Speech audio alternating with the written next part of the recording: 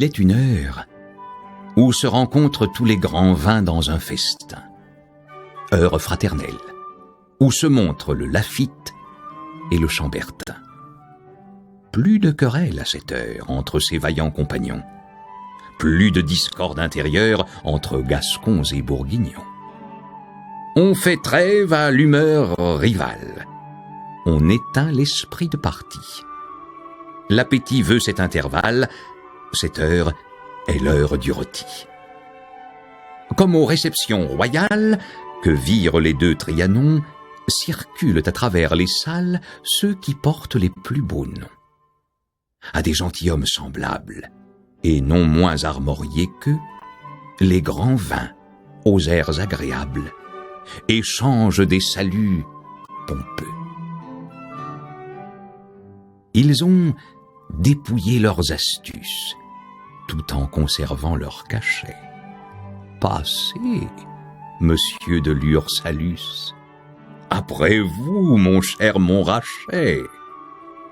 Pomard, en souriant, regarde glisser le doux brame mouton.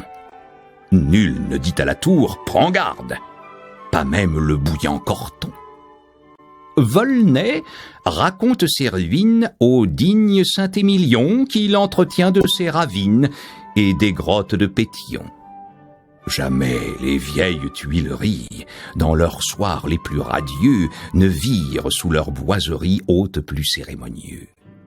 On cherche le feutre à panache sur le bouchon de celui-ci, et sous la basque qui la cache, l'épée en acier aminci. Voici monsieur de Léoville qui s'avance en habit brodé et qui d'une façon civile, par Chablis, se voit aborder.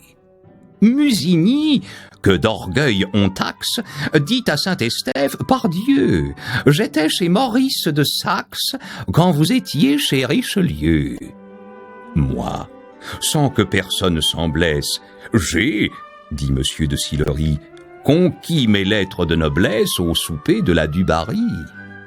Sans chercher si loin mon baptême, prophète chez moi, dit Margot, à la duchesse d'Angoulême, j'ai fait les honneurs de Bordeaux.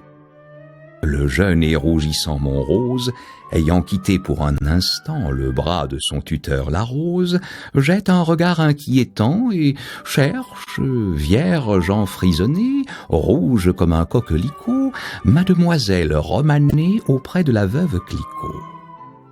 Certaine d'être bien lotie, malgré son air un peu tremblant, dans un coin, la côte rôtie sourit à l'ermitage blanc.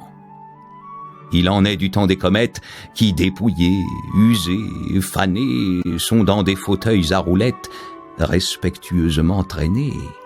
Un tel souffrant qu'on le décante, fat dans sa fraise de cristal, « Oh !» dit-il, « plus d'une bacchante, m'aima dans le palais royal. » À ce rendez-vous pacifique, aucun ne manque. Ils sont tous là.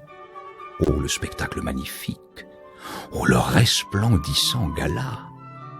Et quel bel exemple nous donnent ces vins dans leur rare fierté, qui s'acceptent et se pardonnent leur triomphante égalité.